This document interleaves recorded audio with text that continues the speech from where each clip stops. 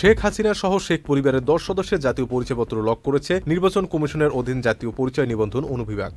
সংশ্লিষ্ট একাধিক সূত্র জানিয়েছে, একটি চিঠির মাধ্যমে এই তালিকাভুক্ত 10 জনের এনআইডি কার্ড লক করা হয়। নথি অনুযায়ী গত 16 ফেব্রুয়ারি জাতীয় পরিচয় নিবন্ধন অনুবিভাগের মহাপরিচালক এএসএম হুমায়ুন কবিরের মৌখিক নির্দেশে এই সিদ্ধান্ত কার্যকর করা হয়।